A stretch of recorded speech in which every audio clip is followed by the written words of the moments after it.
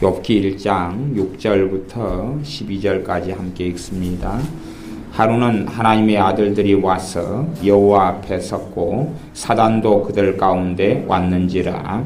여호와께서 사단에게 이르시되 내가 어디서 왔느냐. 사단이 여호와께 대답하여 가로되 땅에 두루 돌아 여기저기 다녀왔나이다.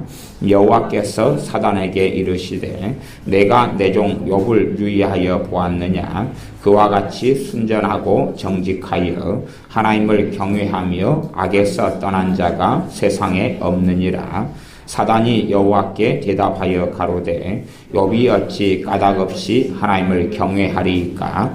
주께서 그와 그 집과 그 모든 소유물을 산울로 두르심이 아니니이까. 주께서 그 손으로 하는 바를 복되게 하사 그 소유물로 땅에 널리게 하셨음이니이다. 이제 주의 손을 펴서 그의 모든 소유물을 치소서. 그리하시면 정령 대면하여 주를 욕하리이다. 여호와께서 사단에게 이르시되 내가 그의 소유물을 다 내 손에 붙이노라. 오직 그의 몸에는 내 손을 대지 말지니라. 사단이 곧 여호와 앞에서 물러가니라. 아멘. 이 땅에서 삶 속에서는 욥에게 일어났던 일같이 사단의 역사, 마귀의 역사가 우리의 삶 속에 가득하고 많습니다. 실제로 우리가 느껴지는 것은 마귀 역사를 별로 체험하지 못하고 보지 못해도 마귀의 많은 역사와 공격 속에 우리는 살아가고 있습니다. 특별히 귀신을 쫓아내는 그러한 사역 속에서 사람들은 어떤 기대감을 가질 때가 많냐 그러면 한순간에 내가 온전케 되고 한순간에 내가 바르게 되고 한순간에 내가 아무 문제가 없는 사람이 될 수 있을 것이다 하는 생각과 착각을 가지는 경우들을 봅니다. 귀신의 역사나 귀신의 공격은 크게 두 가지 종류, 심지어 귀신의 어떤 들림의 현상도 두 가지 종류가 있다고 제가 누누이 말씀드려 왔습니다. 하나는 정상적이지 않은 정상적이지 않은 나의 문제, 정상적이지 않은, 말하자면 나 말고 완전히 다른 인격이 되어서 그냥 미쳐버린 것, 완전히 미쳐버린 것, 귀신의 역사로 미쳐버린 것, 그런 경우는 한순간에 고침받을 여지가 아주 많습니다. 미쳐버린 것이 정상으로 한순간에 돌아올 수 있어요. 그러나 이제 문제는 뭐냐 그러면 내 삶 속에 내가 어릴 때부터 태어났을 때부터 함께 해왔던 귀신들의 역사, 내 인격, 내 가치관, 내 성격, 내가 살아왔던 삶의 방식, 내가 지은 죄들과 함께 해왔던 귀신들의 역사는 한순간에 결코 떠나갈 수 없다 하는 이야기입니다. 심지어는 그것이 심각한 문제를 야기하고 일으키는 경우라 할지라도 한순간에 깨끗하게 한순간에 처리되는 경우는 거의 별로 없습니다. 심지어는 아무리 하나님의 큰 은혜가 임해도 내 삶 속에 어릴 때부터 함께 해왔던 고질적인 마귀 역사와 함께 해왔지만 나는 정상인. 내 손으로 밥을 먹고 그 다음에 내가 원해서 화장실 가고 내가 하고 싶어서 쇼핑하고 내가 하고 싶어서 사람을 만나고 다니는 인격적으로 좀 문제가 있는 것처럼 보이지만 어쨌든 간에 정상인 사람의 경우에 역사는 마귀의 역사는 정리되고 떠나가는데 많은 시간과 많은 세월을 필요로 할 수밖에 없습니다. 그래서 대부분의 경우는 후자의 문제가 대부분의 사람들의 문제입니다. 과거에 70년대 우리나라로 하면 이전 같은 경우는 귀신의 들림이나 아예 다른 인격을 가진 경우들이 많이 있었습니다. 아이 같은 경우도 5살인데 갑자기 뱀처럼 막 꼬불꼬불 기어다니는 경우들. 또 여자들 같은 경우가 벽에 못질만 임신 중에 하면은 귀신이 역사한다 그러고 실제적으로 그런 일이 벌어져서 벽에 못질한 다음에 정신과 넋을 놔버리는 일들, 그런 것들이 우리나라로 가면 70년대 그 전에 쭉 다 있어 왔습니다. 그런 식의 마귀 역사는 한순간에 제어하고 쫓아내버릴 수 있습니다만은 그 사람의 인격과 가치관과 취향과 성격과 함께 해오는 마귀 역사.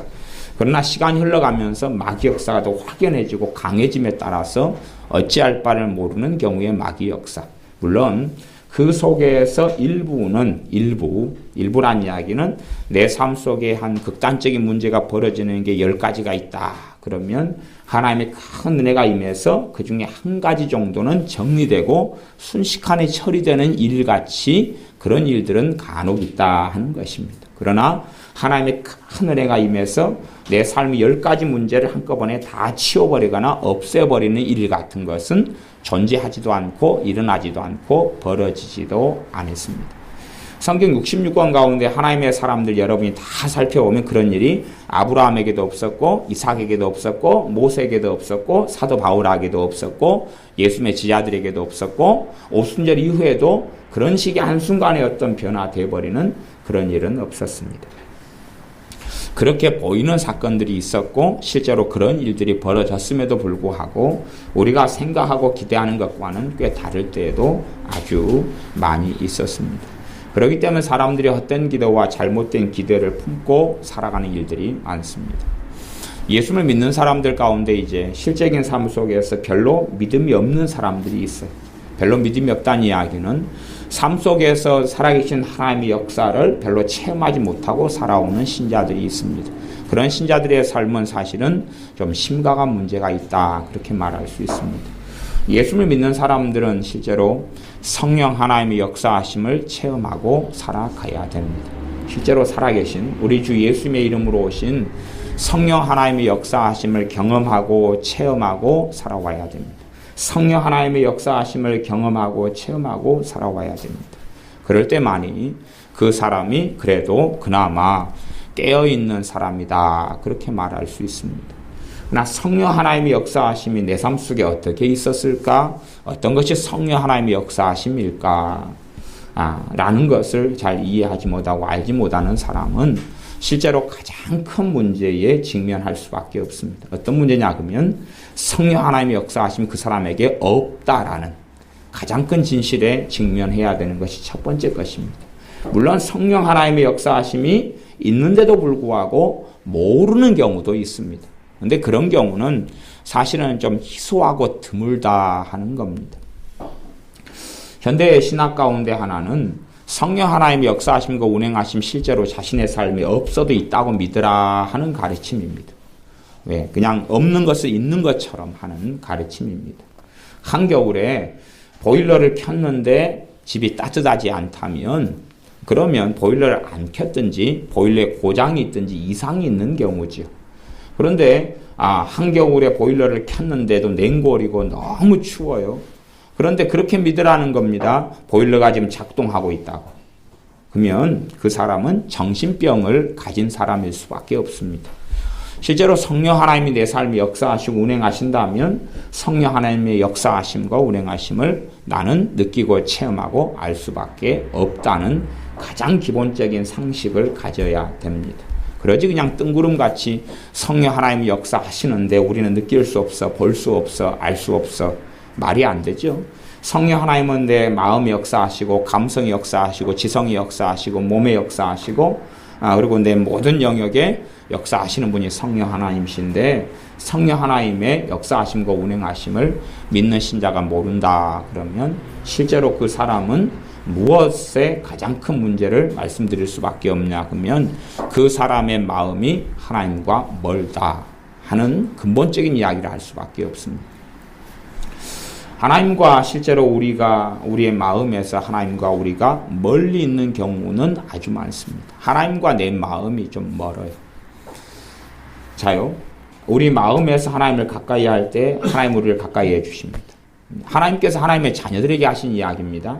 너희가 하나님을 가까이 하라, 나를 가까이 하라, 그러면 나도 너희를 가까이 해주겠다.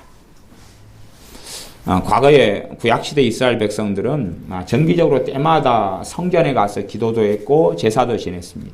때마다 그렇게 했어요. 우리 같이 주일날 예배당에 와서 예배는 때마다 드렸다 그런 이야기입니다. 그런데 하나님께서 그들에게 말씀하시기를 너희는 마음이 내게서 멀도다 그렇게 말씀했습니다. 우리가 마음이 가까운가 뭔가는 사실은 생각해보면 아실 수 있잖아요. 이번에 명절이 됐습니다마는 여러분이 이제 가족들을 만나고 또 그렇게 함께 보내다가 오시고 그랬는데 실제로 내 가족이 있다. 그럼 가족이 내 어머니가 있다. 아버지가 계시다. 내 가족이 있다. 그러면 우리가 마음에서 가까우면 사실은 우리가 예수를 믿는 사람으로서 마음에서 가깝다 그러면 첫째는 두 가지, 몇 가지 현상들이 있죠. 자주 생각나죠. 그리고 믿는 사람이니까 자주 생각나니까 당연히 기도를 할 수밖에 없습니다. 자주 생각나죠. 자주 보고 싶죠. 안부가 궁금하고, 그래서 우리가 물론 자주 연락하고 전화한다기보다는 자주 그걸 놓고 기도하게 되죠. 왜? 어디에서 가까우니까 그러냐면 마음에서 가까우니까 그렇습니다. 당연한 일이죠. 내가 1년에 어떤 사람을 한 번도 생각하지 않아요. 그런데 그 사람과 가깝다 그러면 좀 이상한 일이 되겠죠. 내 마음에서 가깝다면 마음에 자주 떠오르고 생각날 수밖에 없는 기본적인 일입니다. 그것처럼 하나님과 멀다, 하나님과 멀다, 하나님과 가깝다, 마음에서 하나님과 가깝다 그러면 하나님을 자주 생각할 수밖에 없고 하나님을 자주 찾을 수밖에 없습니다. 그건 상식적인 일입니다. 그래서 많은 신자들의 문제는 하나님과 마음이 멀다는 문제입니다. 하나님과 마음이 멀다는 문제. 하나님과 마음이 멀어. 그러니 일주일 내내 내가 자원해서 특별한 일이 없는 한은 자원해서 하나님을 생각하고 하나님 아버지를 찾는 경우는 거의 없다는 겁니다. 마음에서 하나님이 멀기 때문에. 하나님 내게 가까이 왜 나를 안 해주십니까? 나를 왜 돌봐주지 않습니까? 하나님의 진리의 말씀은 뭐냐 하면 너희가 나를 가까이 할 때 내가 너를 가까이 하겠다는 것이 진리의 말씀입니다. 사람들은 아니요. 하나님이 나를 가까이 해주시면 내가 하나님을 가까이 하죠. 아니, 하나님께서는 아니다. 그게 아니라 너희가 나를 가까이 해야지 내가 너희를 가까이 하겠다 하는 것입니다.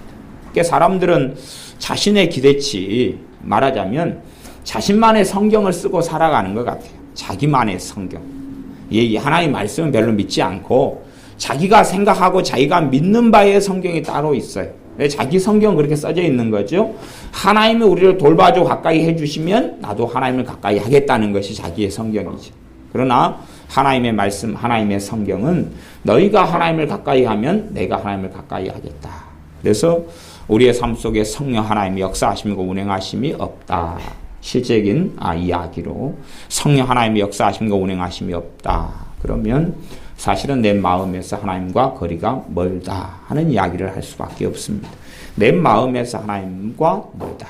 내 몸은 간혹가다가 예배당에 오지만 내 마음에서 하나님과 가까운가, 내 마음에서 하나님을 찾는가, 내 마음에서 하나님을 고대하는가 하는 것입니다. 그러한 것이 현재 살아가는 예수를 믿는다고 하는 사람들에게서 정말 심각하게 부족한 문제.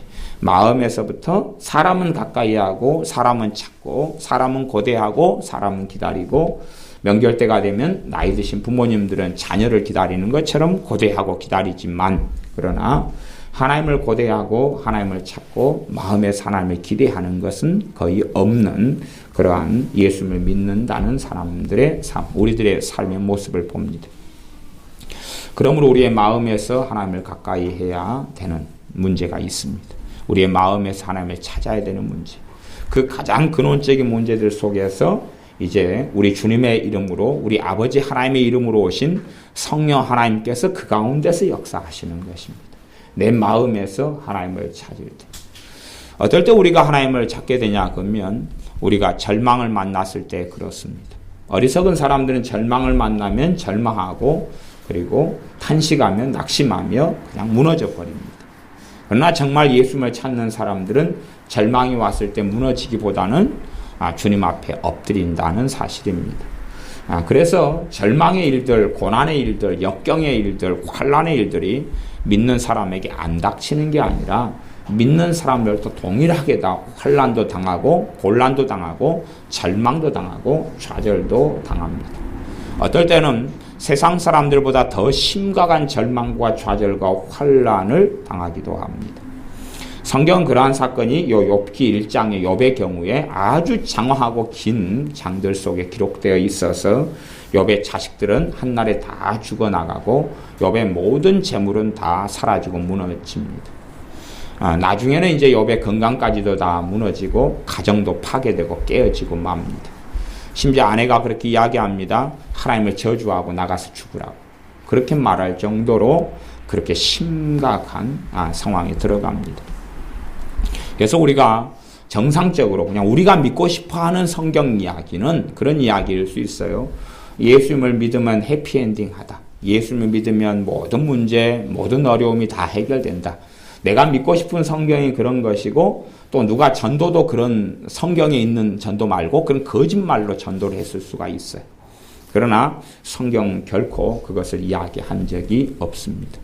똑같이 예수를 믿는 사람들, 하나님의 사람들도 환난을 통과하고 역경을 통과하고 환난을 당하고 때로는 능욕을 당하고 모욕을 당하는 길을 걸어간다.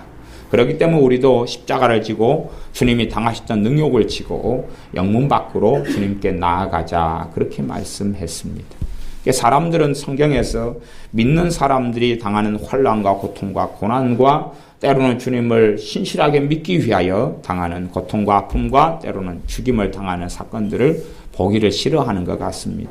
왜냐하면 이 시대가 지배하는 사조가 뭐냐 하면 물질 만능주의고 기복주의고 내가 예수님을 이용해서 하나님을 이용해서 떵떵거리고 잘 먹고 잘 살아가는 삶을 기대하기 때문에 성경을 이제 보기를 원치 않고 자기만의 성경을 쓰기를 좋아하는 것 같습니다. 자기만의 성경.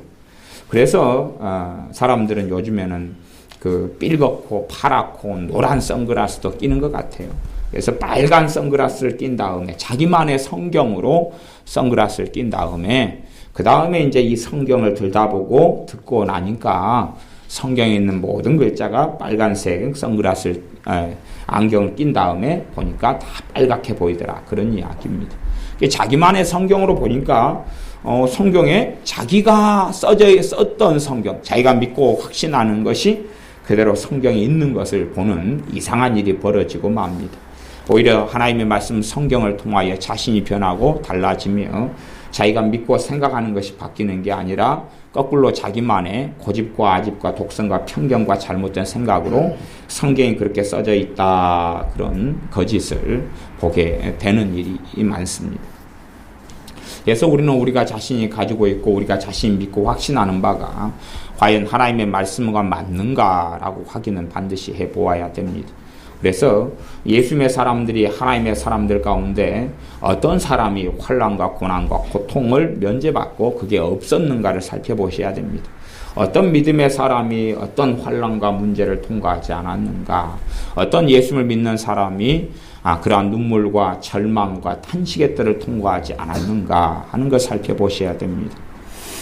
다윗의 이야기가 요즘에 이제 한참 주간 성경 공부 중에 나와 있는 시리즈가 아마 다윗의 이야기 정도가 되는 것 같습니다. 다윗 같은 경우도 얼마나 많은 환난과 고난을 통과했는지 모릅니다. 특별히 다윗이 우리아를 살인하고 죽이고 밧세바와 간음하고 했던 때 이후의 이야기가 아니라 그 전의 이야기. 그 전의 이야기로 그의 인생과 삶에 얼마나 큰 환난과 고난을 통과하고 겪었는가 하는 것을 우리가 성경을 통하여 확인할 수가 있다 하는 것입니다. 그래서 우리가 기대하는 건 예수님을 믿으면 환난과 고난이 없어진다가 아니라 이제 환난과 고난을 직면할 때에 우리의 믿음이 실제로 역사하여 환난과 고난 속에서 절망하고 이불을 뒤집어 쓰고 누워버릴 것인가, 아니면 그때에 우리의 믿음이 역사하여 환난과 고난을 통과하고 역경을 이겨낼 것인가, 그런 두 가지 길이 놓이게 됩니다. 많은 예수님을 믿는 사람들은 환난과 고난을 당한 다음에 그것을 믿음을 통하여 이겨내고 극복하고 한 걸음 나아가면 그의 믿음은 진부하고 성장해 갈 것이고, 환난과 고난을 겪고 당한 다음에 주저앉고 낙심하고 절망하면 그의 믿음은 거꾸로 약해져 버리고 별 볼 일 없어져 버립니다. 그 두 가지 길이 있는 것이, 문제를 만나면 그렇게 되어집니다. 문제가 없을 때는 믿음이 좋은 것처럼 보여지고 문제가 없을 때는 큰 이상이 없는 것처럼 보입니다. 아마 우리 교회 아이들이 공부하는 스토리와 방식이 그런 것 같아요. 하루 종일 놔두면 열심히 공부하는 것 같아요. 하루 종일 놔두면 열심히 공부하는 것 같은데 사실은 앞에 사람과 옆에 사람과 건너 사람과 입으로 대화하기 바쁘지요. 조금 한 5분 공부하다가 20분은 조잘거리고 10분 공부하다가 또 15분은 조잘거리고 그런 거지요. 그렇게 막 이야기하기 바빠요. 근데 멀리서 볼 때는 책상에 앉아 있으니까 계속 공부하는 것처럼 보여요. 평상시에는 믿음이 좋게끔 보인다 그 말이에요. 평상시에는 얘들이 열심히 공부하게끔 보인다 그 말입니다. 그러나 막상 시험을 치르고 나면 그 공부했던 것이 진짜인지 가짜인지가 확인이 드러나죠. 또 실제로 제 친구들이 그런 아이들이 좀 많이 있었습니다. 제 자신이 이 공부는 좀 못했을 때에도 좀 성실한 부분은 있었어요. 왜냐하면은 제 돌아가신 아버지께서 굉장히 성실하신 분에 속하셔서 제가 아버지한테 배울 것은 성실성이다. 그래서 공부는 못하는데 학교에 가면 성실하게 공부했어요. 근데 왜 성적은 안 나오는지 몰라도 성실하게 공부했어요. 나중에 시간이 흘러가가지고 제가 성실하게 공부하는 거였긴 하지만 공부하는 방법을 제대로 모르고 잘못된 꼭 시험이 안 나온 것들만 공부하고 뭐 그런 스토리로 성실하게 했다는 것을 제가 알게 되었어요. 그래서 그런 것처럼 아이들이 열심히 공부해요. 공부 못하는 아이들, 제 친구들이 비슷비슷하게 유유상종하잖아요. 제 친구들도 열심히 공부하는 애들인데 공부를 성적이 안 나오는 애들이 또 많아요. 걔네들도 학교에 가면 열심히 공부해요. 시험을 보면 뒤쪽 후반전에서 놀아요. 또 열심히 공부해요. 후반전에서 놀아요. 그러니까 끼리끼리니까 같은 걸 비슷한 걸 공부하는 것 같아요. 시험이 안 나오는 것들, 중요하지 않은 것들, 엉뚱한 것들 막 그런 데 관심을 가지고 그렇게 공부해요. 그런 것처럼 겉으로 볼 때는 공부 못하는 아이들도 열심히 할 수 있다 그 말이에요. 그러나 막상 시험을 보고 나면 그 시험 공부하는 동안에는 기대를 해요. 부모 입장에서는 공부를 잘하겠거니 결과가 좋게 나오겠거니 그렇게 기대하지만 시험을 보고 난 다음에 뚜껑을 열고 나면 공부 안 했구나. 이상하네. 하루 종일 책상에 앉아 있었는데 왜 점수가 이거밖에 안 나오지? 그러면서 이제 부모가 위로하는 것은 그래도 노력했으니까 뭐 최선을 다했으니까 그런 이야기를 하지만 그건 최선을 다한 게 아니라 미련한 방식으로 미련하게 걸어간 것에 불과할 수도 있습니다. 그래서 평안할 때는 다 괜찮게 보이고 평안할 때는 애들이 열심히 공부하게끔 보인다 그 말이에요. 그러나 막상 시험 테스트를 만나면 그 다음에는 그때 진실한 것이 뽀록이 나고 맙니다. 공부 잘하는 애들은 맨날 농구도 하고 공도 차요. 노는 것 같아요. 학교에서도. 그러나 막상 성적표를 딱 펼쳐보면 아주 잘 나오죠. 상황이 틀려요. 그러니까 걔네들이 공부하는 것은 걔는 놀게 보이는데도 아주 잘하고 어떤 아이는 아주 열심히 하는 것처럼 보이는데 막상 성적표를 보면 별것 없고 그런 차이가 벌어집니다. 그래서 평안의 때는 알 수가 잘 없어요. 평안의 때는 알 수가 없어요. 그러나 문제가 생겼을 때에 그 사람의 믿음이 성장하고 진보할 것이냐 아니면 후퇴할 것이냐. 후퇴할 것이냐. 우리가 신앙 연수에 따라서 어쨌든 간에 들은 풍월이 많아지니까 그래서 서당계도 3년이면 요즘에 분식집계 3년이면 라면도 끓인다 그런 말이 있어요. 옛날 서당계 3년이면 풍어를 읊는다 그랬죠. 요즘 분식집 앞에 개가 지키고 있으면 3년 정도 지난 개한테 라면 끓여주라 그러면 개가 두 발로 벌떡 일어나가지고 예 알겠습니다 그리고 라면을 끓여요. 요즘 정말 놀라운 시대가 됐습니다. 그런 것처럼 우리가 신앙 연수가 오래되면 성경의 내용에 대해서 들은 풍월은 생길 수 있어요. 말하자면 지식은 좀 생겨날 수 있어요. 지식. 다윗이 누군지 알고 모세가 누군지 알고 사도 바울이 누군지 알고 성경에 무슨 내용이 있더라 그런 건 알 수가 있어요. 근데 사람들은 그렇게 생각해요. 내가 알고 듣는 지식이 좀 더 생겨나는 것 그것이 믿음이 좋은 거라고 착각합니다. 그러나 내 믿음이 좋으냐 나쁘냐 하는 것은 내가 어려움의 순간에 환난과 어려움의 순간에 그것을 내 믿음이 역사하여 내 믿음이에요. 내 믿음. 하나님이 알아서가 아니고 지금 내가 가지는 믿음이에요. 그걸 통해서 절망과 탄식으로 가느냐 아니면 믿음으로 역경을 통과해서 한 걸음 한 걸음 걸어가느냐. 거기에서 내가 믿음이 성장해 갈 수도 있고 떨어져 버릴 수도 있습니다. 거기에서 진정한 문제가 벌어져요. 문제가 생겼을 때 어려움이 생겼을 때 환란이 생겼을 때 문제지 평안할 때는 사실 다 똑같아요. 평안할 때는 다 똑같아요. 그러니까 보통 때 학교에 선생님이 엄한 선생님이 있어가지고 야 너희들 공부해. 그러면 다 공부하고 있다 그 말이에요. 나름대로. 근데 이제 살짝 교과서를 읽다 보면 공부 못하는 아이들은 그림 그리고 있어요. 교과서에다가 막 곰을 그리고 막 그러고 있으면서 옆으로 뭘 부지런히 해요. 그래서 가까이 다가가면 그러고 있어요. 그 다음에 어떤 아이는 열심히 교과서에다 뭐 하는데, 제가 어릴 때 즐겼던 놀이가 그런 놀이 있어요. 안녕하세요 글자가 나오면 동그라미에다가 다 시커멓게 칠하는 놀이에요. 그러면 안에 이응 있잖아요. 그러면 시커멓게 칠해요. 그 다음 영 할 때 밑에 이응 있잖아요. 시커멓게 칠해요. 하 할 때 히읗에다가 동그라미 있잖아요. 그러니까 열심히 공부하처럼 보이는데, 제 옛날 교과서에는 시커멓게 막 열심히 사명감을 가지고 한 서너 장 하다 보면 시간이 또 지나가요. 그러니까 멀리 선생님이 볼 때는, 야, 제가 열심히 공부하는 것 같다 그러는데, 갑자기 동그라미에다가 마음이 땡겨요. 그게 제 취미생활 중에 하나였어요. 한 10년 동안 했던 것 같아요. 동그라미에다가 시커멓게 칠해요. 심하면 칠해요. 갖고 또 동그라미가 삐튼 것 같으면 또 이렇게 약간 껌댕이를 이쪽 저쪽 그게 붙여가지고 아주 아름다운 동그라미가 나오게끔. 겉으로 볼 때는 평안할 때는 다 공부하게끔 보이는데 가까이 가면 틀려요. 어떤 아이는 교과서를 열심히 막 제끼고 있는데 알고 보면 직고팅하고 있어요. 이렇게 오늘 재수가 어떤가, 그리고 교과서 이리저리 해가지고 이제 끝이 이제 8끝, 9끝, 2띵, 3띵, 5띵 막 이런 게 나오면 오늘 재수 좋겠네. 교과서로 또 그렇게 하는 방법이 있거든요. 열심히 제끼고 있는데 이거 망통이네. 망통이 뭐냐 그러면 2하고 8 이런 게 나오면 이게 숫자가 28페이지가 나왔다. 그러면 2하고 8 다음 0이잖아요. 그럼 망통, 이거 오늘 재수가 없겠네. 막 그런 거 있어요. 2번을 제끼고 3번을 제끼고 그래. 여러분 다 고상하셔가지고 그런 놀이를 안 하셨는 모양인데, 그러니까 얘가 열심히 교과서를 제끼고 있어요. 뭘 저렇게 열심히 찾아가면서 공부하나 그랬더니 사실 알고 보면은 그렇게 하고 있어요. 막 구사 깽판이다. 갑자기 94페이지가 나오니까 구사는 깽판이다 그러거든요. 모든 게 그냥 다 그랬다. 어이구 오늘 재수 진짜 없네. 그리고 그걸 하고 있어요.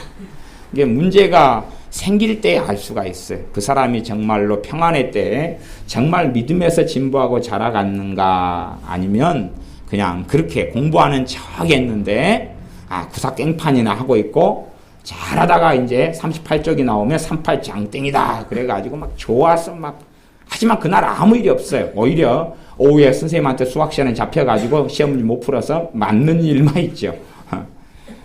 그래서 옛날에는 뭐 3일 그러면은 3번, 13번, 23번, 33번, 43번, 53번, 63번까지 시켰잖아요. 걸리면 이제 그날은 그 시기한 날이죠. 그래서 그날 자기 번호가 꼭 선생님들이 번호 때 시켰잖아요. 저도 번호 때가 되면 심장이 두근두근해요. 그때가 꼭 영어하고 수학 시간만 없기를 간절히 바라지요. 그날 체육이 들고 미술이 들면 좋지요. 그런 것처럼 문제가 생길 때에 뽀록이 나요. 그래서 우리의 삶 속에 내가 고난이 있고 문제가 생겨가 보면, 문제의 가장 일반적인 문제는 우리가 다 알 수 있죠. 돈 문제, 그죠? 그 다음에 대인관계 문제. 대인관계가 최고 문제 중에 최고 많은 문제예요. 사람과 사람이 충돌하고 부딪히고, 살기 싫은 사람하고 살아가야 되고, 만나기 싫은 사람하고 만나야 되고, 뭐 여자분들은 이번에 집사님들이나 이런 성도님들은 십자돌림하고 명절 때 만나셨는데 막 마음에서 황홀해지고 막 그러지는 않으셨죠. 막 너무 보고 싶어가지고 막 그냥 손잡고 볼을 비비고 싶고 막 그러지는 않으셨죠. 십자돌림하고 막 만나시는 부분들은 그 정도 이제 되면 모르겠어요. 저는 기본적으로 그런 마음이 생긴다 그러면 정말 그냥 대단한 분이거나 좀 변태거나 둘 중에 하나라고 생각해요. 그래서 내가 정말 함께하기 싫은 사람, 그런 사람과의 만났을 때 내 마음을 어떻게 지키고, 그리고 오히려 내가 사람과 관계를 엮어나가기 어려울 때에 성령 하나님께서 나를 어떻게 도와주시는가.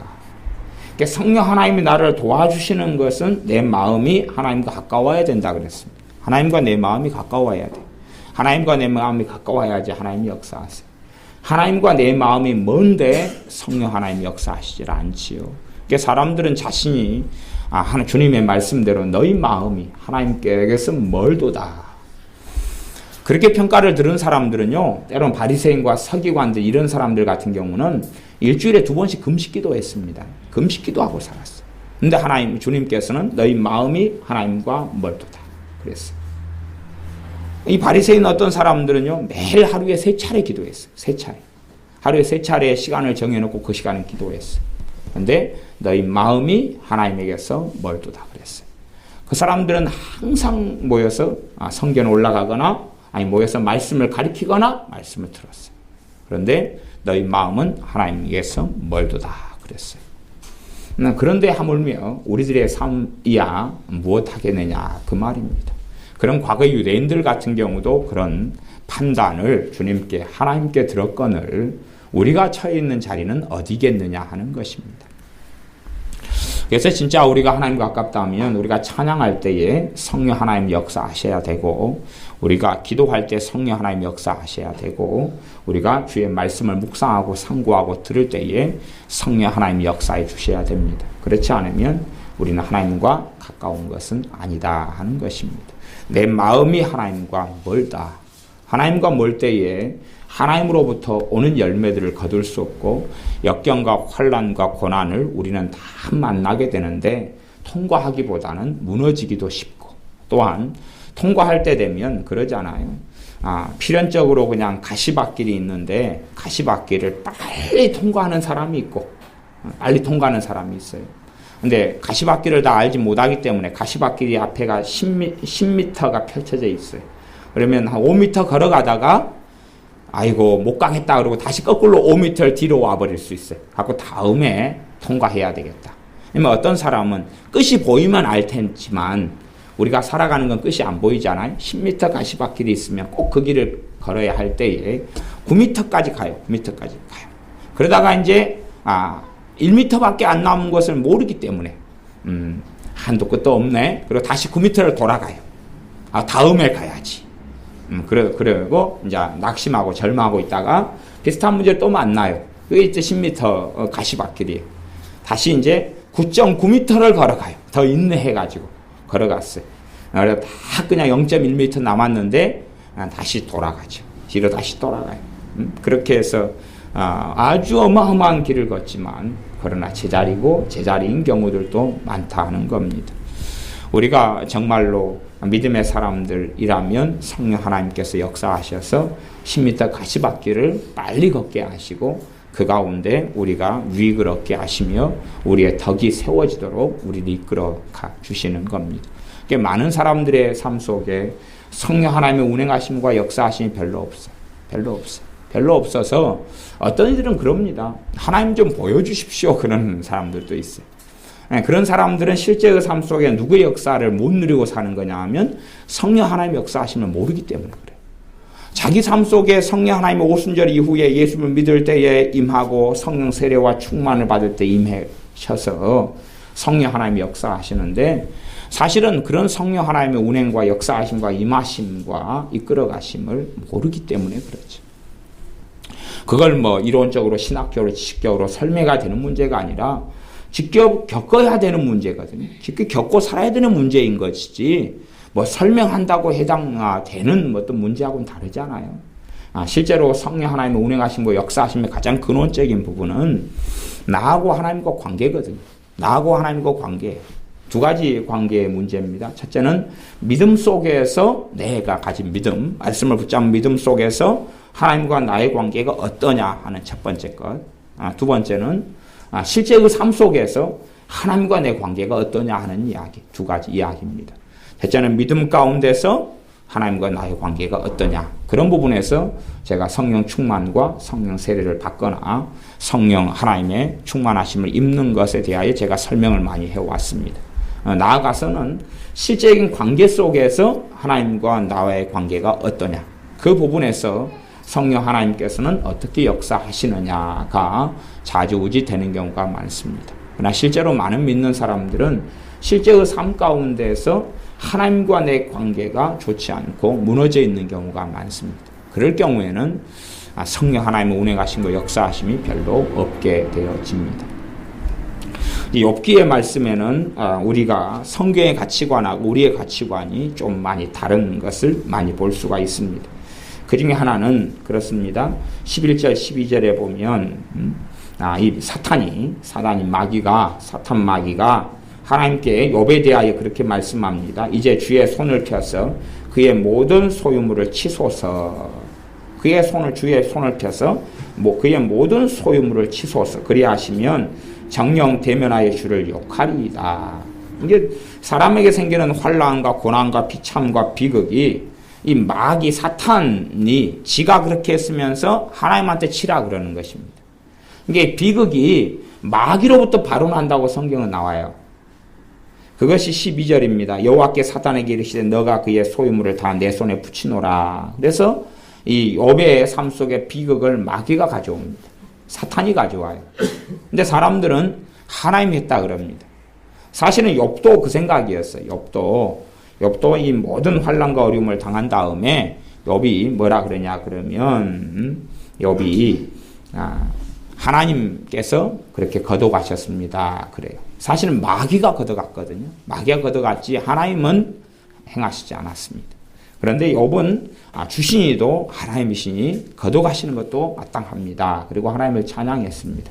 근데 그 찬양에 있어서 욥의 믿음은 신실하고 좋았지만 그러나 욥의 삶 속에 벌어지는 것은 하나님으로부터 발언하고 일어난 게 아니라 사탄으로부터 일어났다고 성경은 증명한다 그 말입니다. 그래서 이제 성경에 벌어지는 이러한 일, 실제 우리의 삶 속에 벌어지는 많은 일들 속에서 사단과 마귀의 일들이 아주 많습니다. 근데 사람들은 하나님의 살아계심, 하나님의 주권, 그래서 그것도 하나님의 주권에 대한 신앙도 굉장히 많은 믿음이 필요하고 여러 가지 복잡한 것이 많다 그랬습니다. 근데 성경은 이제 뭐 그런 신학이나 막 복잡한 것 말고 실제적인 삶으로 들어가서 복잡한 이론과 체계 말고 성경 실제 삶에서 욥을 공격한 것이 사탄이라 그렇다면 욥은 거룩하고 의로운 사람이었는데 그렇다면 우리의 삶 속에 우리의 삶을 우리의 인생과 삶을 마음과 생각과 감정을 공격하는 이가 누구겠는가 하는 것입니다. 하나님이 아니라 사단이 마귀가 우리를 공격합니다. 그래서 명절 때나 또 되면 사단 마귀의 공격과 역사는 아주 많아지는 일들을 경험합니다. 그리고 또한 우리가 보통 때에 얼마나 마귀를 가까이 했느냐가 사실은 명절 때 같은 때나 아니면 4월 초파일 이런 때가 되면 또 제삿날이 되면 그런 날이 되면 내가 얼마나 마귀를 내 삶 속에 가까이 했느냐가 그때 드러나는 날줄 가운데 하나가 됩니다. 그때가 되면 정신이 산만해지고 그냥 막 자꾸만 짜증이 나고 피곤하고 신경이 나고 성질이 나고 낙심이 되고 좌절이 되고 절망이 되고 살기 싫고 막 조금만 건드려도 막 폭발하는 지경 속에 있고 막 이런 부분이 이제 일상적인 삶 가운데 있는 두 번째 마귀 역사의 부분이다라고 제가 서두에 말씀을 드렸습니다. 그렇게 해서 이런 명절 때가 되고 마귀 역사가 많은 날과 때들이 되면 사단의 공격은 아주 극심해지고 많아집니다. 우리의 삶 속에 우리의 믿음이 성장함에 따라서 사실은 이 부분들을 정리하고 없애가야 됩니다. 그런 부분을 없애가야 돼요. 문제와 일만 생기면 그냥 마귀가 확 덮쳐버리는 경우는 사실은 평안할 때 마귀가 별로 덮치지는 않습니다. 뭐가 있어야 되냐 그러면 건수가 있어야 돼. 건수가 있어야 돼. 어떤 건수가 있어야 돼. 건수가 있을 때에 내 수준이 그때 드러나는 것이. 아까 시험 볼 때 수준이 드러난다 그랬죠. 평안할 때에는 믿음이 좋은 것처럼 보이고 괜찮은 것처럼 보여요. 건수가 한번 터져보라 그 말이에요. 건수가 터져보라 그 말이에요. 일이 벌어져보라 그 말이에요. 건수가 터져보고 일이 벌어져보라 그 말이에요. 사람을 통해서 마귀는 많이 공격합니다. 사람을 통해 공격하면 그냥 마귀가 사람을 통해 공격하지 않고 그냥 사람과 사람이 부딪혀요. 사람과 사람만 부딪혀요. 그러면 용서는 쉬워요. 사람과 사람이 그냥 의견 다툼이나 충돌이나 한 사람의 성질이 그냥 더러워가지고 한 사람을 공격해. 사람과 사람과의 다툼과 문제는 우리 믿는 사람들이 용서하는 것도 좀 쉬워요. 그러나 한 사람 뒤에 마귀가 역사해요. 그래가지고 충돌이 벌어져요. 그러면 용서는 정말로 어렵습니다. 용서하려고 해도 마귀는 끊임없이 미움과 증오와 절망과 막 아픔을 자꾸만 되새겨 줍니다. 그렇기 때문에 마귀 역사가 끼어든 부분은 용서라는 건 아주 어렵습니다. 아주 어려워요. 왜냐하면 실상은 용서의 그 싸움이라는 것이 헛개비하고 싸우는 것과 같은 거기 때문에 그렇습니다. 그 사람은 마귀에게 꼭두각시처럼 사용되었어요. 실제로 또 마귀 꼭두각시처럼 사용되는 일들이 많다. 그 말은 그 삶이 이제는 마귀에게 많이 넘어가 버렸다 그렇게 말할 수밖에 없어요. 그런 경우에 책임은 당연히 그 사람이 100%다 져야 됩니다. 100%다 져야 돼요. 100%다 하나님 앞엔 져야 됩니다. 그러나 영적인 실상과 실체를 보면 그 사람은 이제 특별한 영역에 있어요. 평안할 때는 자기 생각과 의지와 감정대로 살아가지만 마귀가 쓸 때가 되면 마귀의 심부름꾼으로 전락해서 살아갑니다. 요즘은 컴퓨터 가운데 그런 컴퓨터가 있어요. 좀비 컴퓨터라고. 좀비 컴퓨터가 있습니다. 좀비라는 것이야 이제 뭐 판타지 소설이나 아니면 게임 같은 걸 하는 사람은 좀비가 그런 거잖아요. 그냥 시체가 일어나가지고 걸어다니고 막 그런 거. 중국식으로 하면 강시 같은 거 막 그런 게 좀비라 그러는데, 좀비 컴퓨터라는 것은 어떤 사람이 이제 컴퓨터를 가지고 못된 짓을 하기 위해서 어떤 프로그램을 몰래 설치하고 깔아놔가지고 자기의 목적에 맞게 어느 때가 되면 쓰는 걸 이야기해요. 평상시에는 정상적으로 컴퓨터를 잘 써요. 평상적으로. 북한 같은 경우가 우리나라에 어마어마한 좀비 컴퓨터를 깔아놨습니다. 그래서 이렇게 다른 컴퓨터들이나 다른 프로그램이나 은행이나 이런 걸 공격하도록 그렇게 많이 해왔고, 실제로 북한의 소행이 작년 같은 경우도 이 컴퓨터를 통한 공격이 어마어마하게 많이 있었다는 것은 알려진 일입니다. 실제로 북한 같은 건 아예 이런 어마어마한 부대를 만들고 창설하고 거느리고 있어 와서 보통 때 되면 전쟁 무기 같은 경우도 대부분 컴퓨터와 전자 시스템을 통해서 하는데요. 그런 부분은 체계를 공격해 버리는 것이. 그렇기 때문에 이 전자전으로 갈 때는 사실 심각한 문제가 벌어질 수밖에 없습니다. 걔네들은 주로 전자 쪽이 아니고 구형 무기를 많이 쓰기 때문에 우리 전자파 교란하고 그쪽으로 문제를 일으켜버리면 심각한 문제에 직면하는데, 그것이 북한의 최대 전략 전술 가운데 하나에 속합니다.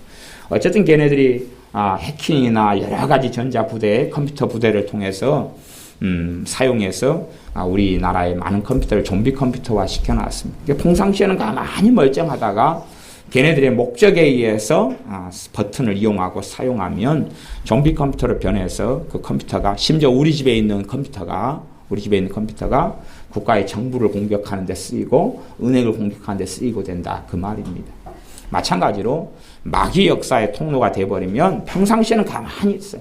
평상시에는 가만히 있다가 어떨 때요? 문제가 벌어질 때 그때에 마귀에게 쓰임받게 됩니다.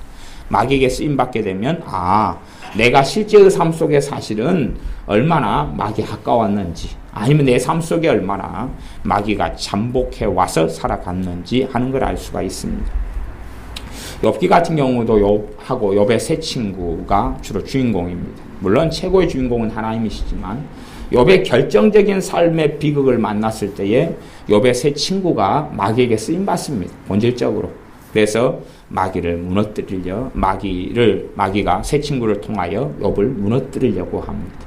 욥을 공격하는데 그의 재산이 무너지고 자식이 다 죽고 건강이 무너지고 아내도 좋은 관계가 다 무너져서 남편을 저주하고 그런 관계가 되어버렸는데, 그러나 욥은 그래도 버텼습니다. 그러다가 자신의 가장 가까운 친구들, 실제로 친구라 그러면 자기 아내보다 살아온 연수가 길 거 아니에요. 정말 가까운 친구는 그걸 깨복쟁이 친구라 그러잖아요. 더 일찍부터 만나가지고 친구는 살아왔고 아내는 이제 나이가 들어서 성인이 돼서 만났고, 그렇게 된다면 친구가 훨씬 더 오래된 사람이죠. 그런데 친구들을 통하여 마귀가 공격했을 때, 물론 성경은 정확하게 친구들을 통하여 마귀가 공격했다, 그것이 안 나옵니다. 안 나오지만 지금 이 앞에 1장의 스토리를 볼 때, 1장과 2장의 스토리를 볼 때에 당연히 새 친구 뒤에는 사탄이 있다 하는 추정을 확실하게 할 수가 있습니다. 그 앞에 재산을 공격하고 그 다음에 다른 걸 공격한 다음에 그 다음 루트가 뭐냐 하는 것이, 그 다음 방법이 뭐냐. 사람의 가장 큰 약점이 사람을 통해 사람을 공격하는 것, 거기에는 취약하게 됩니다. 왜 취약하냐 그러면 사람을 통해 공격이 들어왔을 때는 단지 그 사람만 보이기 때문에 그렇죠. 그 사람을 통하여 사단이 공격한다는 것을 깨닫고 자각하기는 꽤 어렵고 아주 어렵습니다. 아주 어려워요. 그래서 이제 우리 자신의 문제이기도 하지만 사람을 통해서 사탄이 공격한다, 마귀가 공격한다, 귀신들이 공격한다 그러면 어떤 사람의 말을 들을 때에 내 마음에 번뇌가 일어나고 고통이 찾아오고 아프고 아니면 막 짜증이 나고 절망이 생겨나고 분노가 일어나고 낙심이 생기고 이런 일들이 벌어지면 사실은 사람을 통해서 내 자신의 역사는 마귀 역사일 수도 있다 그랬습니다.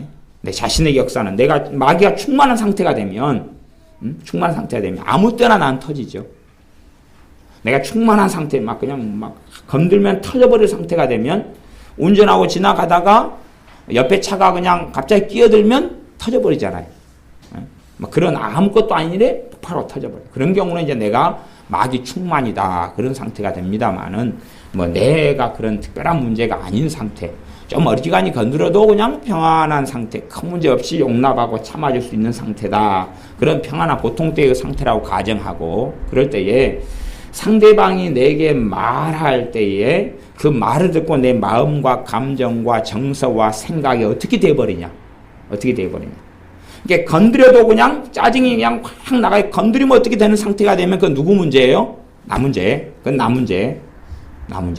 근데 어지간히 막 건드려도 별 문제가 없는 상태는 지금 나 문제는 아니에요. 현재 상태에서 내 문제가 아니에요. 그런데 건드리면 작은 문제도 막 신경질나고 짜증나고 성질나고 하면 그건 내 문제고, 근데 그게 아니라 나는 그냥 평안해요. 그런데 이제 다른 어떤 사람을 통해서 나를 공격이 들어왔을 때 무슨 말을 했을 때에 내가 그냥 막 견디기 어렵고 막 뭐가 되면 그건 상대방을 통한 마귀의 공격이다 그 말이에요. 그럴 때가 될 때에 이제 사실은 우리가 대처하고 싸우기가 어려워요. 왜 어렵냐 그러면 가장 기본적인 분별을 하지 못하기 때문에, 단지 사람의 문제라고 생각하기 때문에 그것을 그대로 받아들이고 거기에서 그 사람과의 문제로 가져가니까 아주 심각한 문제가 벌어집니다.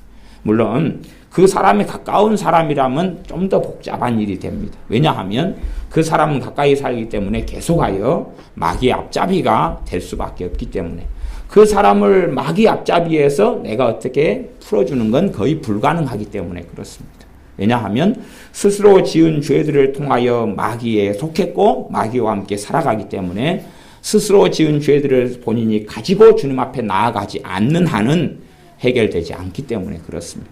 자기가 지은 죄로 인하여 마귀 앞잡이가 되고 마귀의 도구가 전락됐기 때문에 내가 중보기도를 좀 한다 그래서 어쩐다 그래서 마귀 역사에서 해방되는데 도움은 준다 그 말이에요. 모닥불을 피워놨으면 이렇게 내가 부채질을 해가지고 불을 살려주는데 도움은 될 수 있다 그 말이에요.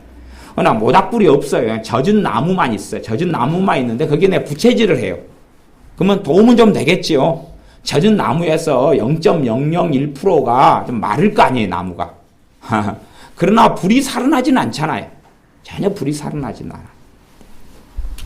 그래서 기도라는 것은 항상 돕는 은사와 돕는 사에게 속한다. 그리고 제가 말씀드려 왔습니다. 기도가 본질이 아니라 기도는 돕는 사에게. 하나님과 내 관계에 있어서는 기도가 본질이고, 하나님과 내 관계에 있어서는 기도가 본질이고, 다른 사람을 위해서 하는 중보기도에 있어서는 기도는 돕는 사에게. 본질은 뭐냐 그러면 그 사람이 하나님 앞에 엎드리고 그 사람이 회개하고 그 사람이 돌이키고 그 사람이 순종하고 그 사람이 믿음을 가지고 그러는 게 본질이고, 그게 없는 한은 기도가 그걸 도울 수가 없어. 건데기가 없거든요. 아무것도 없어. 그래서 기도라는 것은 돕는 사역이지 본질이 아니에요. 그게 없을 때는, 아니 원금이 없는데 어떻게 이자가 있냐 그 말이에요. 원금이 있어야지 그 이자가 이제 붙는 것이, 원금에 따라 이자가 붙는 것이. 그런 것처럼 기도는 돕는 거기 때문에 기도가 모든 일을 하지를 못해. 그게 가능했다면 주님께서 제자들에게 기도로 제자들을 막 변화시켜 주셨겠죠. 안수기도 같은 거, 중보기도 같은 걸로 예수님께서 자신의 사도들을 변화시켜 주셨을 거예요. 그러나 하나님의 말씀을 계속 가리키고 제자들이 그 말씀을 듣고 배우고 깨달았어야 돼요. 하지만 공생의 세월이 끝나는 후반전에도 주님께서 제자들에게 너희가 왜 아직도 듣는 것이 그렇게 그러고 너희가 아직도 믿음이 그 모양이냐 라고 제자들 책망하셨어요.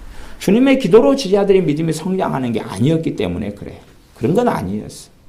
우리가 내 자녀들에게 사랑하지만 밥을 해주지만 밥을 때로는 떠먹여주지만, 그러나 밥을 소화시키고 먹어야 될 것은 자녀가 그래야 돼. 자녀가 우리가 밥까지는 떠먹여주고 분유도 먹이고 젖도 먹일 수 있어요. 다 그건 사랑하는 부모라면 다 하죠. 그러나 실제로 어쨌든 간에 먹고 소화시키는 건 100% 자녀의 몫이에요. 음식까지 떠먹여주고 다리가 부러져서 먹여줄 수도 있어요. 손이 부러져서 먹여주죠. 손이 부러져서 먹여줄 수는 있지만 씹거나 때로는 삼키거나 몸에서 흡수하는 건 자녀의 몫이지 그걸 부모가 대신해 줄 수 없다 그런 것이. 그것처럼 하나님의 말씀을 스스로 먹고 섭취해 가지고 믿음이 성장하고 자라가야 합니다. 그렇게 되지 않으면 그건 대신해 줄 수 없는 것이 되어집니다. 어떤 분이 제게 그런 질문을 하셨어요. 그 질문에 대한 답은 제가 자주 해왔는데 자세히 못 들으셔가지고 그런 것 같아요. 어떤 질문을 하셨냐 그러면은 본인은 자주 이렇게 막 기침이 나오고 막 그러신다고. 그래서 왜 그러냐고 질문해 오셨어요. 근데 막 글로 몇 가지 달고 그래가지고 설명하기는 굉장히 난점이 있고 그 정도 하나 설명하더라도 한 30분 이상은 제가 너끈히 설명해야 되는 걸 갖다 글 몇 자로 어떻게 이야기해 주겠어요. 근데 설명을 안 하셨더니 그분이 또 엉뚱하게 생각을 하셔서 댓글을 달아놓으셨어요. 그래서 도대체 이걸 어떻게 해야 되느냐 그렇게. 근데 기침이 나오고 막 가래가 나오고 하는 것은 마귀 역사가 물러가는 거죠. 마귀 역사가 물러가는 거예요. 근데 그분이 예를 들어서 막 오랜 세월 동안에 막 그래왔다 그렇게 이제 이야기를 하셔요. 그러니까 오랜 세월을 해왔으니까 내게 그렇게 마귀 역사가 많은가 뭐 그렇게 이제 그래서 그렇게 많지는 않을 텐데 그러니까 이제 이것은 다른 현상일 거야 생각하시는 거예요. 한번 생각해 보세요. 우리가 예수를 믿었어요. 이제 그분이 예수를 믿고 살아요. 그러면 어느 시점 우리하고 똑같은 문제지요. 내가 오늘 믿고 살아요. 그러면 마귀 역사한테 떠나기만 하고 오늘부터 내가 죄는 하나도 안 짓고 살아갑니까? 내가 죄를 하나도 안 짓고 살아가요. 그러면은 떠나기만 한다면 마귀 역사가 떠나기만 한다면 죄를 하나도 안 짓고 살아가니까 그건 뭐 금방 끝나겠죠. 빨리 끝나겠죠. 그러나 사실은 실제로는 그러기도 합니다. 내가 마귀 역사가 내게 떠나가는 것보다 마귀 역사를 받아들이는 게 더 많다 그 말이에요. 그러면은 마귀 역사는 더 강해져 가죠. 강해져 가요. 그래서 영적인 현상 가운데 제가 하품하고 재채기하고 오바이트하고 가래가 나고 심지어 막 피가 넘어오고 이런 현상과 일들이 있다 그랬어요. 그런 것은 사실은 뭐 일단은 쉽게 이야기하면 영적인 통로가 열렸을 때에 그 사람들에게 일어나는 현상과 일이다 그렇게 이야기했습니다. 영적인 통로가 열리지 않은 사람들은 별로 그런 일들이 거의 없습니다. 영적인 통로가 열렸다 그 말은 어쨌든 그 사람 마음에서 하나님 의지하고 하나님을 찾는다는 이야기예요. 그런 사람들에게 이제 기도를 하거나 스스로 기도하거나 기도를 받거나 그러면 오바이트가 나오고 토하고 넘어오고 그래요. 이제 그렇게 될 때 이제 일단은 좀 더 빨리 그 사람의 인생과 삶이 세워지고 도와줄 수 있는 자리에 속하게 되어집니다. 물론 그렇지 않고 이제 신사적으로 믿는데 별로 뭐 그냥 토하지도 않고 오바이트가 나오지도 않고 뭣도 나오지도 않다. 그러면은 그 사람의 삶 속에 두 가지 가능성. 하나는 굉장히 그 사람의 삶 속에 마귀 역사나 저주나 귀신의 역사가 별로 없다. 그렇게 말하는 한 가지. 또 하나는 그 사람이 꽤 그래도 신사적으로 사신다 그러니까 그 사람이 성령의 역사를 따라 살기보다는 자기의 인성과 자기의 도덕성과 자기의 인격으로 하나님을 믿고 있는 경우. 그걸 자기 의로 믿고 있다 그래요. 성령의 역사로 믿고 있는 게 참된 신앙이고 자기 믿음, 자기 의로움으로 믿고 있는 그런 경우는 영적으로 주님과 사실은 교제하고 교통하고 만나는 일들이 거의 없어요. 거의 없기 때문에 실제로 그의 기도 생활을 통하여 그가 예배드리는 걸 통하여 그가 찬양하는 걸 통하여 마귀 역사나 저주가 떠나가는 일은 거의 없어집니다. 이제 그런 경우는 다시금 그가 영에 속한 사람이 되어져야 되는 문제가 있습니다. 육에 속한 사람에게는 무슨 일이 없어요? 성령의 일을 받지 아니하나니 그랬습니다. 네, 고린도 교회에 지금 사도 바울을 통해 하시는 말씀이에요. 육에 속한 사람은 성령의 일을 받지 아니하나니 그리고 영에 속한 사람은 이렇다. 영에 속한 사람에게 일어나는 현상 중에 하나, 영에 속한 사람이 그게 초신자든지 아니면 신앙의 연수가 더 됐든지 간에 물론 제가 지금 간략하게 하는 설명으로 전체 모든 얼굴을 다 설명해 줄 수는 없습니다. 단지 현상의 어떤 부분에 속하니까요. 그래서 뭐 기침이 안 나고 가래가 안 나고 토가 안 나는 게 비정상이다. 그런 이야기를 하는 건 아닙니다. 그런 거. 근데 그 하는 부분만 제가 일부를 지금 설명하는 것입니다. 그래서 실제로 우리의 삶 속에 제가 전에 영적 청소를 설교를 한두어 번 한 적이 있습니다. 그래서 우리의 삶 속에 마귀 역사가 명절 때나 또 사람의 관계를 통해서 공격을 받을 때 되면 들어오면 그런 부분이 청소되고 다시 떠나가서 정리가 되지 않으면 쌓여가겠죠. 쓰레기가 쌓여가는 것처럼. 우리 집이 가만히 있어도 애들이 어지럽히고 가만히 있어도 창문만 열어놓으면 먼지가 들어오고 지저분해지는 것처럼. 또 우리가 밖에 나갔다 들어오면 어쨌든 간에 몸에 먼지를 묻혀가 들어오잖아요. 그러니까 가만히 있어도 막 방은 더러워집니다. 뭐 3일 동안 나는 그냥 전혀 집을 더럽히지 않았어. 그리 되고 왔다 갔다 해도 방바닥에 먼지가 그득하게 됩니다. 왜 그러냐 그러면 우리가 묻혀서 들어오니까 그렇지. 묻혀서 들어오니까. 그것처럼 우리의 삶 속에서 우리 자신을 자주 청소하고 깨끗하게 하지 않으면. 그래 주님께서는 내가 너희들 오늘 발을 씻겨주겠다. 그러니까 베드로 사도가 안 됩니다. 그럴 때에 발을 씻어야 된다고. 그렇지 않으면 너와 내가 관계가 없다고. 하지만 이미 목욕한 자는 발만 씻으면 된다고. 우리가 발은 자주 씻는 거잖아요. 물론 요즘 사회에서는 이제 발을 자주 안 씻을 수는 있어요. 양말을 신고 원체 깨끗하고 그 다음에 뭐 진흙이나 흙밭이나 이런 길이 없기 때문에 그러지만 과거의 시대 같은 경우는 양말도 없고 그리고 맨발로 돌아다니고 사막이고 광야고 흙길이고 이런 경우에서는 발은 항상 더러워지는 거니까 발을 안 씻으면 까마귀가 할아버지 할머니가 찾아오잖아요. 발이 시커머니까 항상. 제 어릴 때도 발이 항상 시커맸어요. 시커머니까 이걸 수세미에 문대야 되나 철로 문대야 되나. 저 같은 경우는 뒤꿈치가 시커머니까 막 뒤꿈치 사이에 그래서 뒤꿈치는 어디다 문대냐고 하면 콘크리트 공고를 바닥에다 문댔어요. 막 문대면 그래도 좀 깨끗해지고 막 해지거든요. 그러니까 그렇게 씻어야 되는 거죠.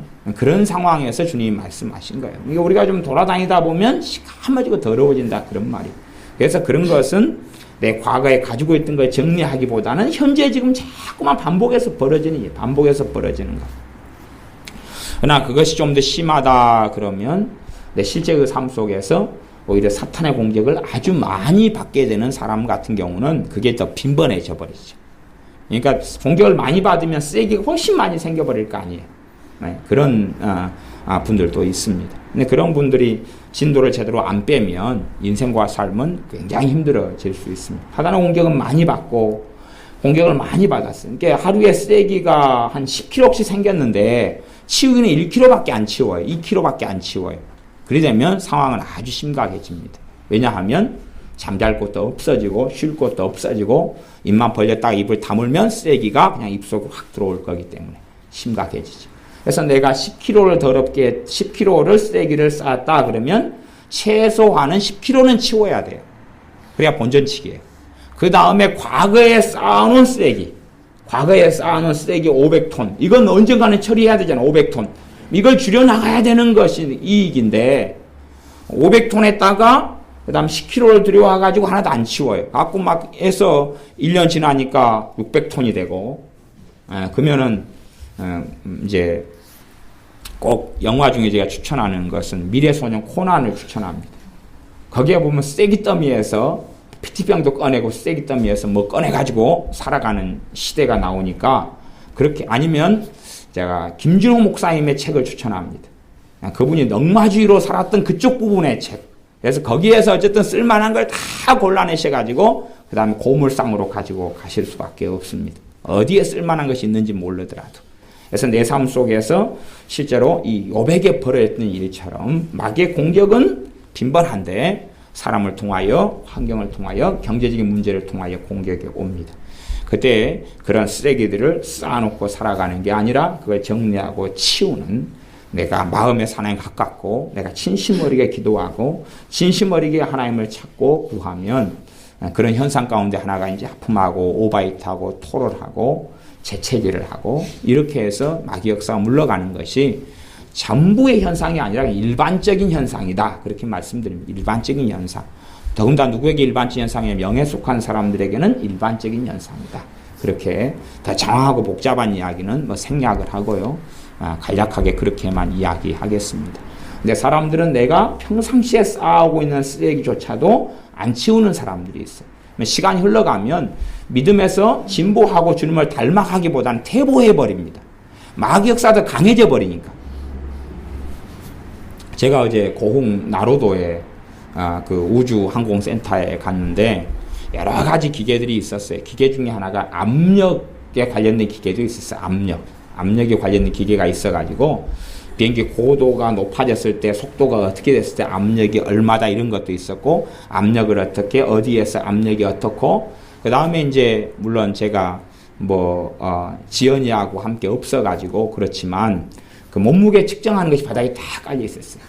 그 화성에서 몸무게가 얼마냐, 지구에서 얼마냐. 근데 내가 딱 지연이하고 있었으면 쫙 지나갈 때 얼른 쫙 포착해서 사진 하나 찍어 놓을 텐데, 그렇지만 솔직히 이제 제가 지연이네 식구들 가운데 거의 대부분의 몸무게는 알고 있어요.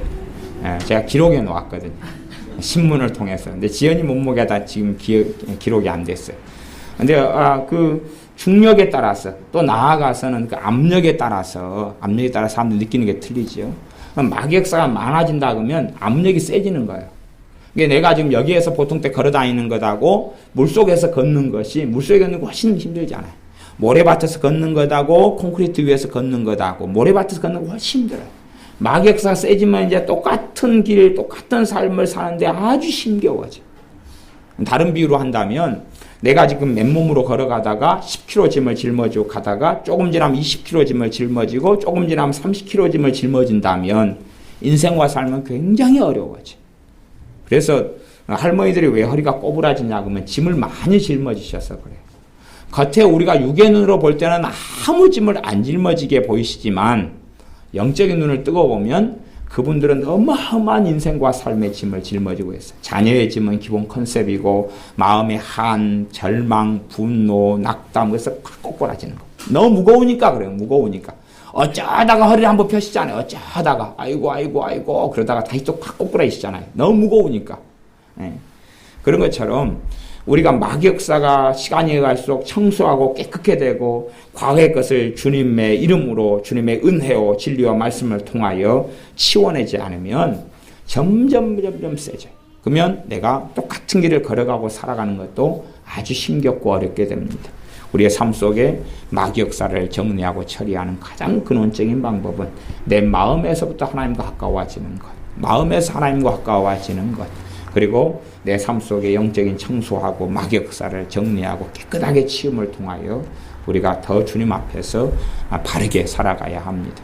또 사람을 통해 영적으로 공격이 올 때에 우리가 주님의 이름을 대처하고 정리하고 싸워서 오히려 마귀 역사 깊이 들어오기보다는 우리가 마음을 지키고 생각을 지키고 삶을 지킬 수 있는 믿음의 사람들이 되어야 됩니다. 기도하겠습니다.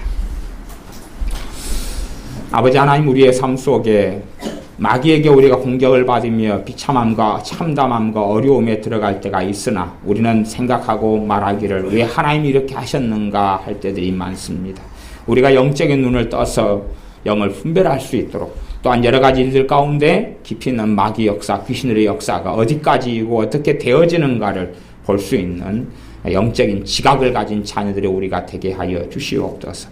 우리의 삶 속에 사람을 통하여, 말을 통하여, 또한 우리의 감정과 정서와 인생과 돈의 문제를 통하여 우리가 여러 가지 문제를 당하는 중에 우리의 믿음의 실체를 보게 하시며 우리가 믿음을 가지고 승리하며 이기게 하여 주시옵소서. 우리의 믿음이 나날이 진부하고 자라나서 우리가 믿음의 능력 있는 그러한 하나님의 자녀가 되게 하여 주시옵소서. 저주가 떠나가고 마귀 역사 떠나고 귀신의 역사가 떠나가고 주님과 더 가까워지게 하여 주시옵소서. 예수님의 이름으로 기도하옵나이다. 아멘.